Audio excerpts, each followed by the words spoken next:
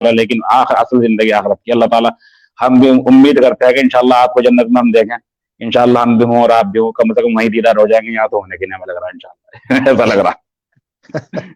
انشاءاللہ کرے گا. جی ٹھیک ہے بھائی, ٹھیک ہے, اچھا, بہت شکریہ. السلام علیکم. بہت شکریہ. وعلیکم السلام. وعلیکم السلام.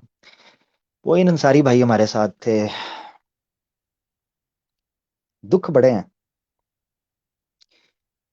ہیں مگر قرآن میں اللہ تعالیٰ نے کہا ہے کہ لا تقنطوا من رحمت اللہ, اللہ کی رحمت سے کبھی نا امید نہیں ہونا. اور اس کی وجہ یہ ہے کہ مسلمان جو ہے یا مومن جو ہے وہ ہمیشہ کوشش کرتا ہے اپنی زندگی کے اندر, ہمیشہ کوشش کرتا ہے. اس کی وجہ میں آپ کو بتاتا ہوں. اس کی وجہ یہ ہے کہ وہ یہ یقین رکھتا ہے کہ کل قیامت کے دن اس سے پوچھا جائے گا کہ تم نے کیا کردار ادا کیا تھا سوسائٹی میں. تو وہ پھر اس چیز کی کوشش نہیں کرتا کہ نتیجہ کیا نکل رہا ہے, وہ اس چیز کی کوشش کرتا ہے کہ اس نے اپنا ان پٹ کتنا دیا, اپنی پارٹیسپیشن کیا تھی. یہ ہے اصل سوال جو ایک مسلمان کو اپنے آپ سے پوچھنا چاہیے. ٹھیک ہے, کیا وہ آیت ہے قرآن کی؟ میں آیت نا وہ نکالتا ہوں, ٹھہریں ذرا, کہ وہ آیت ایک دفعہ پہلے بھی میں پڑھنا چاہ رہا تھا مگر مجھے اس کا ایک ٹکڑا ہی یاد ہے. میں آیت نا سرچ کر کے وہ پڑھتا ہوں, پھر آگے بڑھتے ہیں. میں چاہتا ہوں اس کو نا میں سرچ کر کے ابھی میں آپ کو دکھا دوں. ایک منٹ ذرا.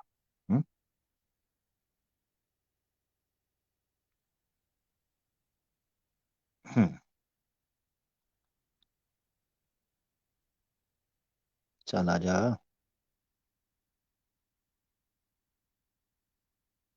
چلو سرچ میں ڈال دیا اس نے لمبائی.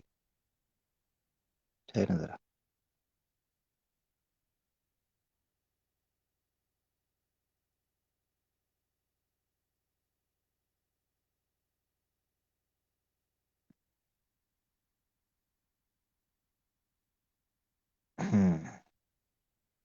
ایک منٹ.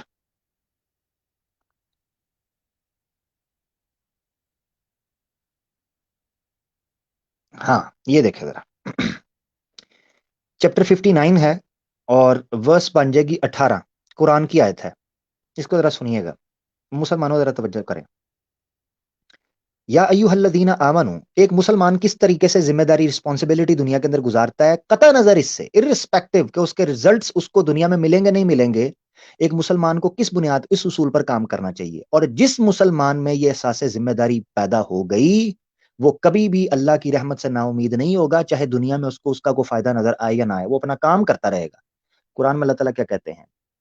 یا ایھا الذین آمنوا اتقوا اللہ, اے ایمان والو اللہ سے ڈرتے رہو. وَلِتَنْظُرْ نَفْسٌ مَا قَدَّمَتْ لِغَدٍ, اور ہر شخص کو یہ چاہیے, ہر جان کو یہ چاہیے کہ وہ نظر رکھے کہ اس نے کل قیامت کے دن کیا اعمال آگے بھیجے ہیں. وَاتَّقُوا اللَّهَ, پھر آگے کہا اور اللہ سے ڈرتا رہے اس حال میں. ان اللہ خبیر بما تعملون, کہ بے شک ہر چیز پر, ہر تمہارے امر پر اللہ باخبر ہے. یہاں کہا گیا وَلِتَنْظُرْ نَفْسٌ مَا قَدَّمَتْ لِغَدٍ, کہ ہر ایک جو ہے وہ انتظار کرے کہ اس کو کس چیز کے اوپر کام کرنا چاہیے. ٹھیک ہو گیا, یہ توجہ رہنی چاہیے. اچھا اب آگے بڑھتے ہیں جی ہمارے اگلے کالر کی طرف, اور کچھ تھوڑی سی چھانٹی کر لی جائے پھر دوبارہ سے. ایک منٹ, کدھر گئے ہیں کچھ. ہاں ٹھیک ہو گیا, اور چھانٹی کر لی جائے.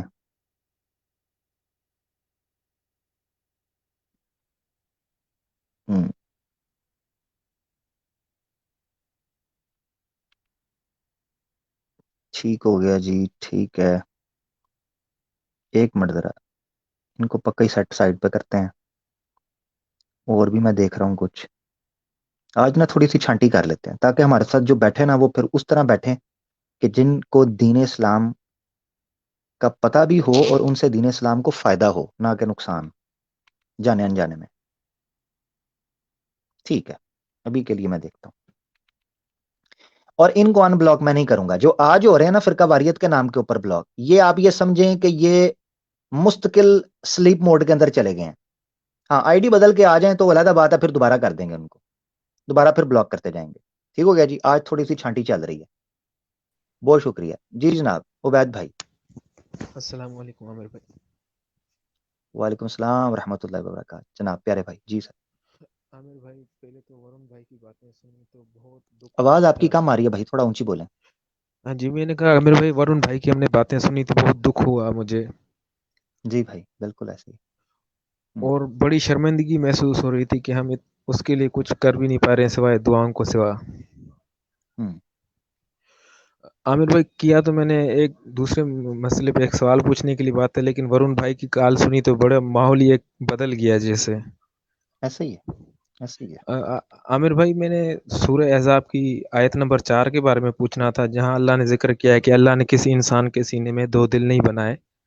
ہوں. تو کیا وہ فزیکلی طور پہ دل کا ہی ذکر ہے یا کسی اور طرف اشارہ ہے؟ سینہ نہیں کہا, جوف کا ہے وہاں پر, جوف کا ورڈ ہے. جوف جو ہے ترجمے وہ میں. پیٹ کو جوف کہتے اچھا ہیں سارے اس حصے کو. تو کچھ لوگ کہتے ہیں اچھا کہ اس سے مراد یہ ہے کہ کسی کے 2 دل نہیں ہو سکتے, کچھ یہ کہتے ہیں. اور دوسرا کچھ یہ کہتے ہیں کہ ایک انسان جو ہے وہ اب یہ کہہ سکتے ہیں کہ ذہنی طور پر تذبذب کا شکار ہو سکتا ہے, ٹھیک ہے, مگر قلبی طور پر نہیں. یعنی قلبی طور سے وہاں مراد یہ ہے کہ آپ یہ کہنا شروع کر دیں کہ جو روح اللہ نے جو نفس ڈالا ہے اس کو پتا ہے کہ حقیقت کیا ہے. یہ انسانی شعور ہے, انسانی اختیار ہے, جس کو آپ ذہن کہہ لیں, وہ بھٹک سکتا ہے. مگر جو قلب ہے, جو روح ہے آپ کے اندر, وہ ایک ہی ہے. جی اس کو حقیقت کا پتہ ہے, عامر جس کو فطرت کہہ لیتے ہیں. اصل میں وہ میں نے اس لیے سوال اٹھانا کیونکہ میرے پاس ایک نیوز آئی, تو وہ ہمارے سندھ کے علاقے میں سیون کا ایک علاقہ ہے, ہوں. ہوں. سیون کا, تو نیوز ہوں. آ رہی تھی, ایک نیوز ادارہ ہے بالکل مستند, تو ایسی خبر نہیں دے سکتا, کہ اس میں تھا کہ ایک بچہ پیدا ہوا جس کے سینے میں 2 دل ہیں. ابھی وہ ہوں. تصدیق نہیں ہے اس خبر کی, لیکن میں نے جب قرآن میں یہ آیت دیکھی تو میں نے بولا یہ بظاہر بالکل فزیکلی طور پہ قرآن میں بھی مینشن ہے, دل نہیں ہو سکتے, تو اس لیے یہ سوال پیدا ہوا. نہیں, فزیکلی تو بھی میں ہو, نے اپنے ایکسیپشنز کو آپ اصولی طور پر تو نہیں لے سکتے. اور یاد رکھیں, جب اللہ تعالیٰ نے یہ چیز کہی تھی تو چونکہ اللہ کی کتاب سائنس کی کتاب تو نہیں ہے, یا میڈیکل سائنس کی, کہ وہ آپ کو یہ بتائے کہ انسان کے اندر دل کتنے ہوتے ہیں, گردے 2 یا 1 ہوتا ہے, پھیپھڑے 2 ہوتے ہیں یا 1 ہوتا ہے, کڈنی کتنے یعنی آنکھیں کتنی ہوتی ہیں. قرآن یہ تو نہیں نا بتاتا. قرآن نے جب یہ چیز کہی تھی کہ کسی انسان کے اندر 2 دل نہیں ہوں گے, تو اس سے مراد یقیناً وہ ہوگی جو اس کی روح سے تعلق رکھتی ہے, یعنی آخرت کے ساتھ تعلق رکھتی ہے, وہ چیز کہی تھی. اور ویسے بھی اگر ایک منٹ لٹرل میننگ بھی مان لیا جائے تو ایکسیپشنز کو کبھی بھی اصول توڑنے کے لیے نہیں کہتے, ٹھیک ہے نا, نہیں پیش کیا جا سکتا ایکسیپشن کو. تو یہ چیز ہے, اچھا جی, اس کو سے دیکھیں. ہاں. جی عامر بھائی, عامر بھائی جی بالکل. ایک اور سوال تھا, یہ جو انما الاعمال بالنیات والی حدیث ہے, جی یہ جی. تو یہ اس کا اطلاق اس پہ حدیث, ایک حدیث یہ ہے, اور دوسری حدیث اس طرح ہے کہ جو اللہ کی ذکر کی محفل میں بیٹھا وہ چاہے کسی گیا, لیکن اس کو پھر بھی ثواب مل جائے گا اس طرح کی. تو کیسے ہم اس دونوں میں تطبیق دیں گے؟ کیا کیا کیا کیا چیز کہی ہے دوسری والی, کیا؟ وہ ایک حدیث یہ ہے کہ اللہ کی ذکر کی محفل چل رہی ہوتی ہے, تو فرشتوں سے اللہ کہتا ہے کہ آپ نے میرے بندوں کو کس حال میں دیکھا. وہ اللہ کو کہتے ہیں کہ وہ آپ کا ذکر کر رہے تھے, اور ادھر اللہ کہتا ہے ان سب کو بخش دو. اور وہ کہتے ہیں کہ ایک بندہ ایسا بھی آیا ہے جو اپنے کام سے آیا تھا, لیکن اس محفل میں بیٹھا ہے. نہیں, یہ فضائل اعمال میں نے پڑھی ہے, ٹھیک ہے, فضائل اعمال میں. مجھے اس کے ریفرنس کا پتہ نہیں کہ اتھینٹک ہے کہ نہیں, مجھے نہیں پتا. میری بات ہوئی تھی, میں حوالہ دے دوں گا آپ کو, لیکن یہ تو میں اس پہ نیت کا اطلاق نہیں ہوگا عامر بھائی. واللہ عالم, مجھے پہلے تو حدیث پتہ چلے گی نا سامنے, تب ہم یہ اس پر اعتراض کریں گے. ہوگا تو نیت کا ہی, نیت کے بغیر تو کچھ بھی نہیں ہے. ایک انسان کی اصل نیت ہی میں نہیں ہے نیکی کرنے کی, ایک انسان کی نیت ہی نہیں ہے نیکی کرنے کی, کیسے ملے گا پھر؟ فرق کیسے کریں گے کہ جو بندہ پوری نیت کے ساتھ, پورے ارادے کے ساتھ, پورے خلوص کے ساتھ ہے, اور ایک طرح چلتے آ گیا, دونوں میں فرق ہونا چاہیے نا اصولی طور پر. جو حدیث آپ کہہ رہے ہیں فضائل اعمال میں نے پڑھی ہے, مگر مجھے اس کی تصدیق نہیں ہے کہ آیا وہ واقعہ ہے ایسے ہی, ٹھیک ہے. چلیں آگے اصل بڑھتے ہیں میں عبید. عامر, جی ٹھیک ہے جی, بڑی مہربانی, شکریہ عامر بھائی, میرا پیارا بھائی, شکریہ. میرا پیارا. میں نے ایک ویڈیو بنائی تھی, مگر میں نے اس ویڈیو کو پرائیویٹ کیا تھا اپنے چینل کے اوپر ہی, اور اس کی وجہ یہ تھی کہ میں نہیں چاہتا تھا کہ میں ہر اس چیز میں جس سے مسلمانوں میں غلط فہمی پیدا ہو سکے, میں کوشش کرتا ہوں اس سے دور رہوں. اور وہ کوشش غلط فہمی اس طور پر کہ وہ فرقہ واریت کو یا اختلاف کو یا فروعی اختلاف کو جنم دے، میں کوشش کرتا ہوں وہ بات کرنے سے بہتر آپ خاموش ہی رہو. تو اس لیے اس ویڈیو کو میں نے پرائیویٹ کر دیا تھا.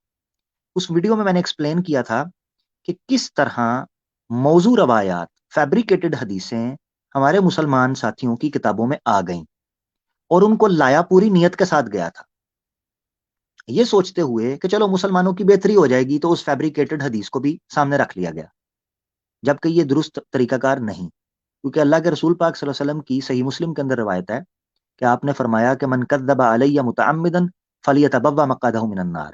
جان بوجھ کے نبی پاک صلی اللہ علیہ وسلم کی طرف جھوٹ باندھنا یہ ایسے ہی ہے جیسے آپ جہنم میں اپنا ٹھکانہ بنا رہے ہو.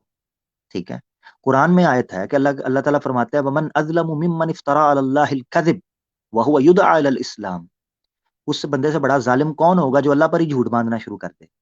اللہ اور اللہ کے رسول کے اوپر جھوٹ باندھنا جانتے بوجھتے یہ غلط بات ہے. اس لیے موضوع یا ضعیف روایتوں کو جن کا آپ کو تصدیق ہو جائے استدلال کے لیے، چلیں ضعیف کو پھر ہم اس حد تک لے آئیں، تو موضوع کم از کم روایتوں پر تو سب اتفاق کریں گے.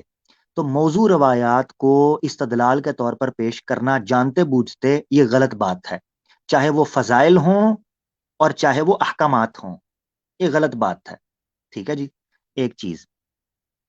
دوسری چیز میں یہاں یہ کہا کرتا ہوں اکثر، کیونکہ میں چونکہ میرا تبلیغی جماعت سے بھی تعلق رہا، چلا شلا بھی لگایا، 4 مہینے کے لیے بھی اپلائی کیا، پھر میں اپنا مصروف ہو گیا. تبلیغی جماعت کے ساتھ بڑا پیارا میرا تعلق رہا، اور بڑے کام کے لوگ ہیں، بڑے کمال کے لوگ ہیں، اور بڑے لوگوں کی زندگیوں کو تبدیل کیا ان لوگوں نے. بڑی بڑی سیلیبریٹیز کے اندر انہوں نے اسلام کی محبت جگا کے رکھی، بڑے لوگوں کو اسلام کی طرف عملی طور پر واپس لانے کے لیے انہوں نے بڑا کام کیا، اپنی زندگیاں صرف کرتے ہیں.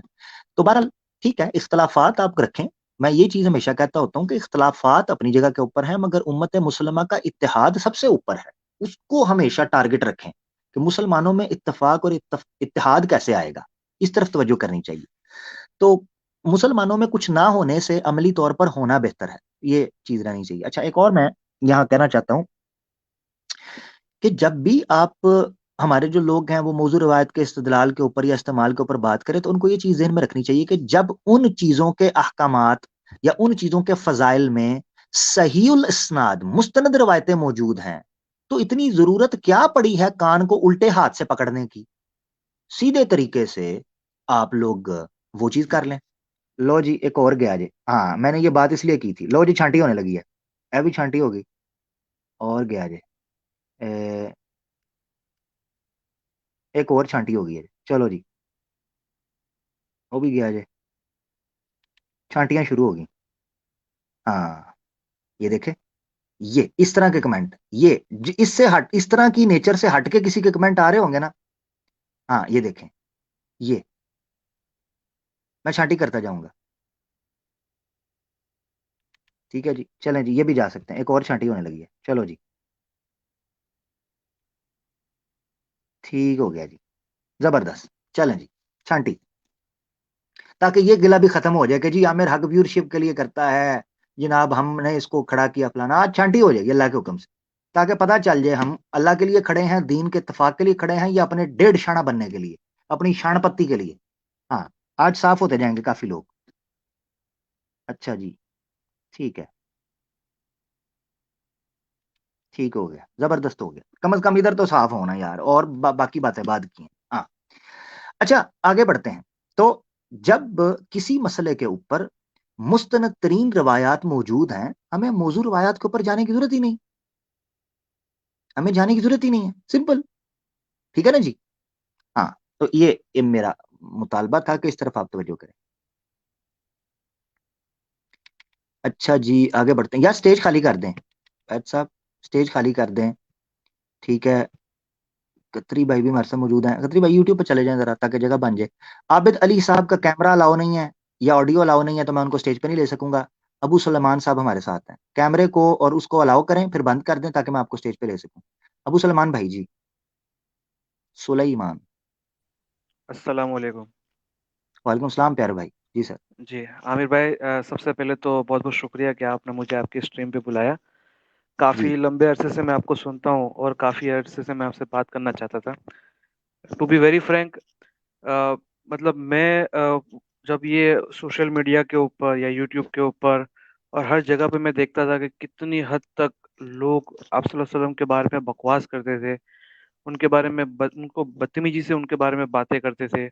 اور ٹو بی ویری فرینک جب یہ دیکھتا تھا کہ، اور قسم سے یہ چیز بول رہا ہوں کہ مجھے شرم آتی تھی، اور ایسا محسوس ہوتا تھا کہ جیسے مطلب کیا مسلمان، معاذ اللہ استغفر اللہ، مطلب کیا مسلمان نامردانگی آ چکی ہے کہ مطلب یہ لوگ اتنا کھلم کھلا بول رہے ہیں، اس کا کوئی جواب نہیں دے پاتا ہے. اور اس سے بڑی بات تو یہ تھی کہ ان کو جواب دے کس طرح سے وہ سمجھ میں نہیں آتا تھا. الحمدللہ میں نے دیکھا کہ آپ لوگ جب یہ ایمان یونین بنا، اس کے پہلے بھی حضرت مفتی صاحب جو ہے، اس سے پہلے بھی وہ کافی اس طرح کے سب مطلب مسائل پہ ان کے اوپر دھیان دیا، انہوں نے اس کے اوپر بات کی. اور آج جب آپ لوگوں کو دیکھتا ہوں یہ سب باتیں کرتے ہوئے، اس کا جواب دیتے ہوئے، الحمدللہ ثم الحمدللہ کہ اللہ تعالیٰ نے اپنے شیروں کو آگے کیا اور آپ لوگ آگے آئے اور آپ لوگوں نے اس کا جواب دیا. دل کو اتنا سکون ملتا ہے. ایک وقت ایسا بھی گزرا ہے کہ جب لوگ ہمارے سامنے آیتیں پیش کرتے یا حدیث پیش کرتے، تو مطلب اس سے کنارہ کرنے کا مطلب، استغفر اللہ، اللہ معاف کرے، یہاں تک ہو جاتا کہ کیا اس بات کو اپن نگلیکٹ کر کے نکل جانا چاہیے آگے. سمجھ نہیں آتا تھا. اب یہ پتا چلا کہ نہیں، ہم لوگ اپولوجسٹ نہیں ہیں. ایسا نہیں ہے کہ ہمارے دین کے اندر ایسی کوئی بات ہے کہ جس سے ہم کو کنارہ کشی کر کے نکل جانا پڑے. حق پورے دم خم کے ساتھ کھڑے ہم اسلام کی ہر ایک بات کے اوپر، قرآن اور حدیث کی ہر ایک بات کے اوپر. الحمدللہ. اور آپ لوگوں نے جو یہ کانفیڈنس ہم کو دیا ہے نا، عامر بھائی، ٹو بی ویری فرینک، میں اپنی دعاؤں میں آپ لوگوں کو یاد رکھتا ہوں کہ اللہ تعالیٰ ایمان یونین کو اور جو اسلامک اویکننگ ہے، ابو ذر بھائی جو ہے، الحمدللہ کہ آپ آگے بڑھے اور آپ نے ہم کو یہ حوصلہ دیا کہ آج ہم پورے یقین کے ساتھ اب کھڑے رہ سکتے ہیں. الحمدللہ. اللہ تعالیٰ آپ کو جزائے خیر دے. میں بات تو بہت مختصر کرنے کے لیے آیا تھا، لیکن جب ورون بھائی کی میں نے یہ بات سنی، اور جب ورون بھائی کی یہ بات سنی کہ کس طرح سے یہ فرقہ پرستی نے مسلمانوں کو کھوکھلا کر کے رکھا ہے کہ ایک مسلمان کی مدد کرنے کے لیے اس سے پہلے اس کا فرقہ پوچھا جاتا ہے. استغفر اللہ. مطلب کتنی کتنی کتنی بےہودہ بات ہے کہ ہم مسلمان ایک ہو کر نہیں رہ سکتے، مسلمان کو مار کھاتا دے سکتے. اور یہ چیز ابھی کی نہیں ہے بھائی. بچپن سے جو ہمارے ساتھ ہمارے فرینڈس ہوا کرتے تھے، جب ان کو پتا چلتا ہے کہ ہم کس مطلب اپنی آئیڈیولوجی کیا ہے، ہم کس چیز کو مانتے ہیں، وہ بھی ہم سے کنارہ کشی کر رہے تھے. میں نے اپنے بچپن کے دوستوں کو دیکھا ہوا ہے. تو میں تو ورون بھائی کے لیے ایک ہی بات کہنا چاہوں گا کہ ورون بھائی، آپ ایسا دل چھوٹا نہ کرے کبھی بھی. ہم تو بچپن ہم تو مطلب پیدائشی مسلمان ہیں، اور ہم نے تو ہمارے ساتھ کے دوستوں کو بھی دیکھا ہوا ہے جو ہم ساتھ میں بڑے ہوئے ہیں. جب وہ ہمارا جب یہ آئیڈیولوجی کو جب دیکھتے ہیں تو وہ بھی خود کنارہ کشی کر لیتا. اس کے اوپر دکھ نہیں کرنا ہے اپنے کو. اور ایک چیز میں یہ کہنا چاہوں گا کہ میں نے یہ چیز نوٹس کی ہے، جب لوگ پوچھتے ہیں کہ مسلمانوں کے اندر یہ چیزیں آئی کیسے، تو یہاں پر جو مسلمان سن رہے ہیں، اور ورون بھائی اگر آپ بھی سن رہے تو یہ بھی دیکھیے کہ مسلمان پہلے سے اس طرح سے نہیں تھے. یہ چیزیں جو ہے دھیرے دھیرے دھیرے ان کے اندر اس نسل کے اندر یہ چیز پیدا کی گئی ہے. یہ جو ڈر ہوتا ہے نا، خوف، اس کو نارملائز کیا گیا ہے.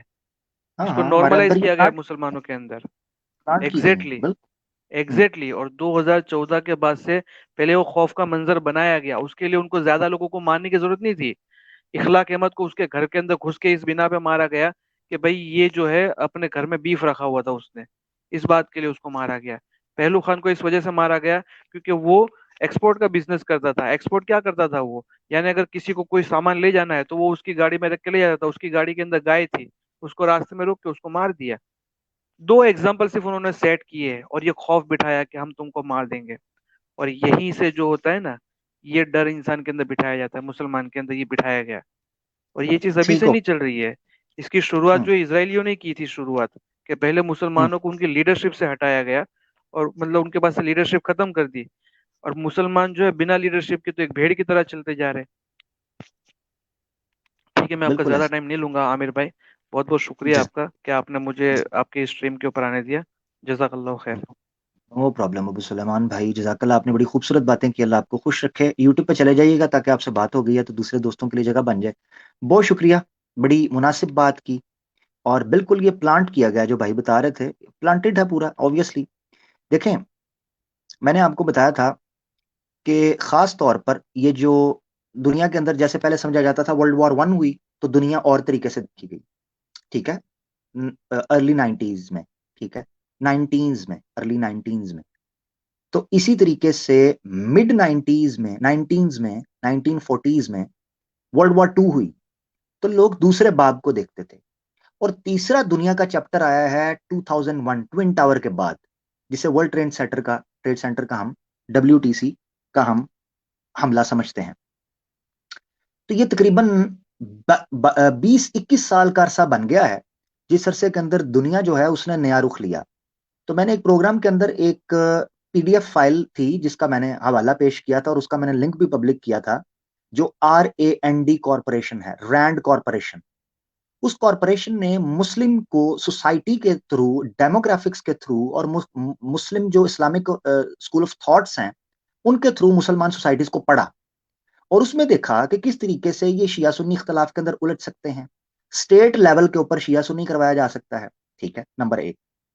दूसरा, किस तरीके से मुसलमानों में कुछ ट्रेडिशनलिस्ट हैं, कुछ सेकुलरिस्ट लिबरलिस्ट हैं, कुछ जो हैं वो मॉडर्निस्ट हैं, और कुछ किस तरीके से वो सिर्फ मॉडर्न जो आप ये समझ लें कि क्या उसको कहना, फंडामेंटलिस्ट हैं। हाँ, फंडामेंटलिस्ट हैं, ट्रेडिशनलिस्ट हैं, मॉडर्निस्ट हैं और लिबरल्स हैं। ये 4 किस्म के मुसलमान हैं और उन्होंने किस तरीके से डिवाइड करके मुसलमानों को पूरी स्ट्रेटजी के तहत फिरकावारियत के अंदर उंडेला। और लिबरल और मॉडर्न और सेकुलर किस्म के उलमा जो स्कॉलर्स अपनी तरह से बनते हैं, उलमा तो नहीं उनको कहना चाहिए, स्कॉलर्स जो बनते हैं, सुडो इंटेलेक्चुअल्स, उनको जनाब उन्होंने टीवी के ऊपर और मेन स्ट्रीम के ऊपर हाइप देने की कोशिश की कि इस्लाम की इस तरह से एक ऐसी शक्ल पेश की जाए, मुसलमानों को नीचे टेररिस्ट बताया जाए जो फंडामेंटलिस्ट हैं, ट्रेडिशनलिस्ट हैं, उनको आपस में लड़वाया जाए और इनको यानी इस तरीके से मुसलमानों को इन्होंने स्टडी किया और मुसलमान उस जाल के अंदर फंसते चले गए। उसकी वजह यह थी कि उनका कुरान के साथ ताल्लुक मजबूत नहीं था। अल्लाह के रसूल पाक सल्लल्लाहु अलैहि वसल्लम की हदीस थी कि मुस्तदरक हाकिम के अंदर आपने फरमाया कि तरक्तु फीकुम अमरैनी लन तजिल्लु मा तमस्सकतुम बिहिमा किताबुल्लाहि व सुन्नती, किताबुल्लाह और मेरी सुन्नत को छोड़ोगे, गुमराहियों के अंधेरों में भटकते ठोकरें खाते रहोगे। अब आप फैसला कर लें। वही हुआ, मुसलमान जब कुरान और सुन्नत से दूर गए हैं, उनको आपस में लड़वाना आसान होता चला गया, उनको आपस में उखेड़ना उधेड़ना आसान होता चला गया और यही किया गया है। अगर कुरान और सुन्नत की तरफ आप अगर सीरत पढ़ लेना, सिर्फ सीरत, ज्यादा लंबी चौड़ी नहीं, सिर्फ सीरत आप पढ़ लें, आपको पता चल जाएगा कि मुसलमानों में इत्तेफाक क्यों कायम होना चाहिए और उनकी फलाह क्यों इत्तेहाद के अंदर है। एक आयत और याद आ गई, आबिद अली भाई को लेने से पहले एक और पढ़ा देता हूं, वो भी निकाल लेता हूं, 1 मिनट जरा दें, क्योंकि आज मुसलमानों के साथ खास बात हो रही है, तो आज अपने एक मोहब्बत के माहौल में और अपने एक तरीके से बात करते हुए मैं एक और आयत आपको सुनाता हूँ।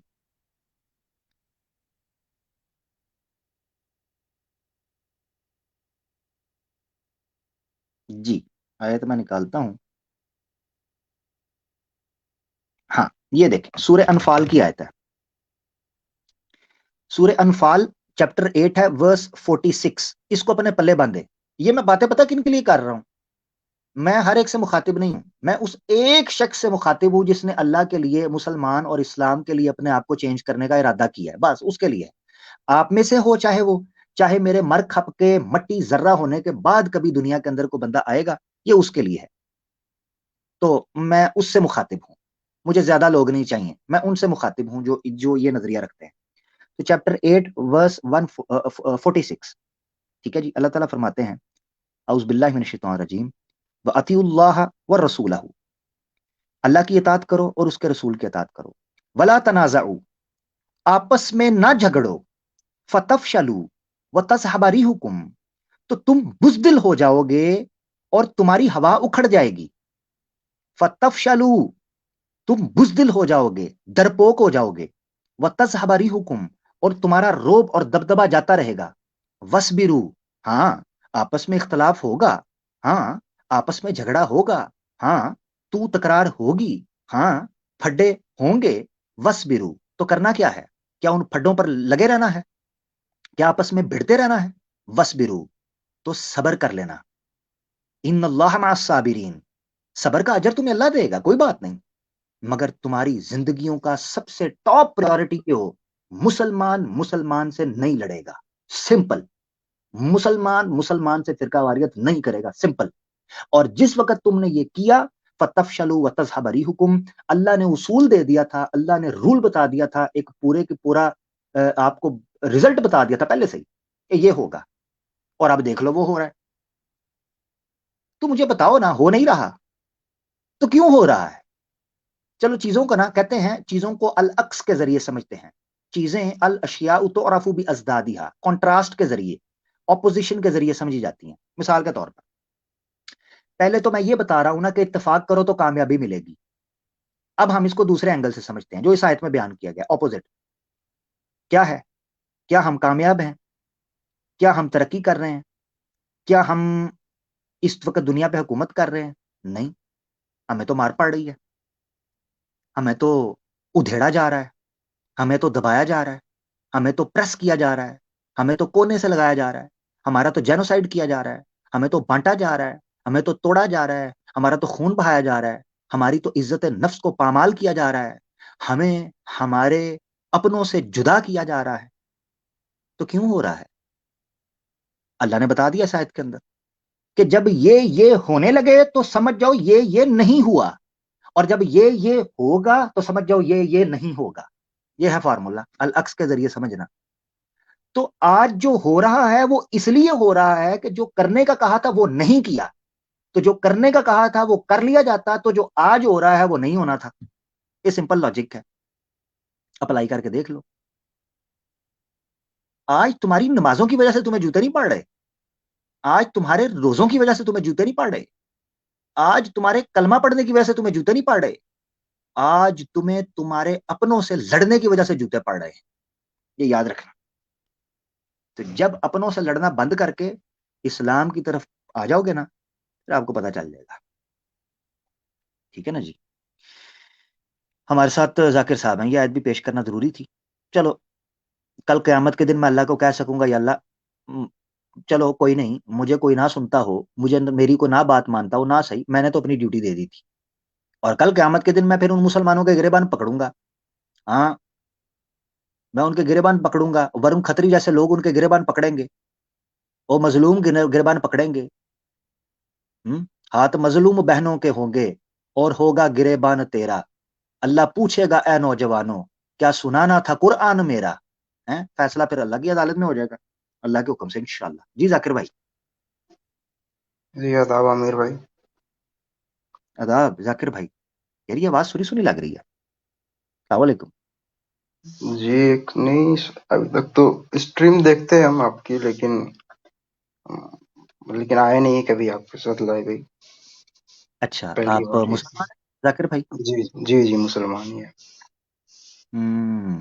ٹھیک ہے، السلام علیکم جی کا جواب دے دیں۔ وعلیکم السلام۔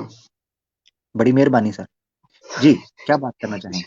عامر بھائی ایک سوال تھی، یہ جو کتاب ہے ہماری، مطلب جس میں ساری بایوگرافی لکھی گئی ہے، جتنے بھی حدیثوں میں جو نیریٹرس ہیں، یہ جو اسماء الرجال،